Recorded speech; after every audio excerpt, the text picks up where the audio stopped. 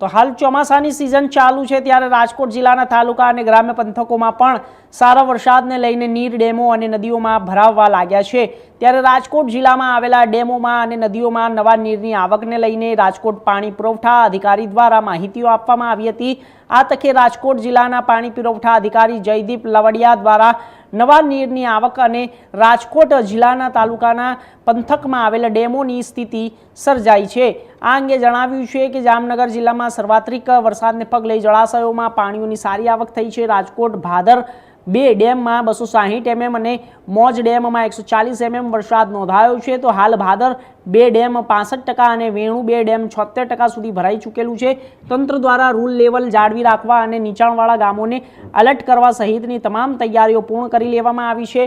ત્યારે નવા નીરની નદીઓ અને ડેમોમાં આવક થતા જગતના તાત એવા ખેડૂતોમાં પણ ખુશી જોવા મળી રહી છે।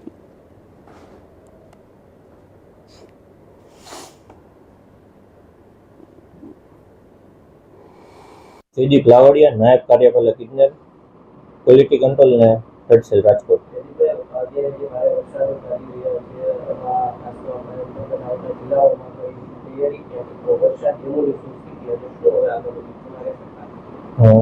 અત્રેની કચેરીમાંથી રાજકોટ જિલ્લાની વાત કરીએ તો ભાદર 1 ડેમ ઉપર 58 mm વરસાદ પડેલો છે। ભાદર 2 ડેમ ઉપર 260 mm, મોજ ડેમ ઉપર 140 mm વરસાદ પડેલો છે અને વેણુ 2 ડેમ ઉપર 112 mm વરસાદ પડેલો છે અને સર્વત્ર મિનિમમ 50 થી 60 mm જેટલો વરસાદ પડેલો છે।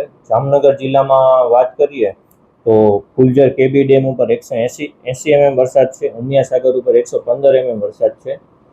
દ્વારકા જિલ્લામાં સૌથી ઓછો વરસાદ સરેરાશ 15 થી 20 mm જેટલો પડેલો છે।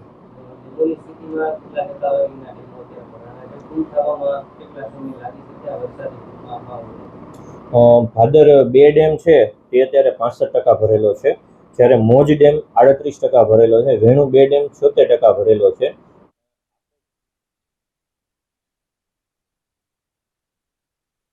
एक दो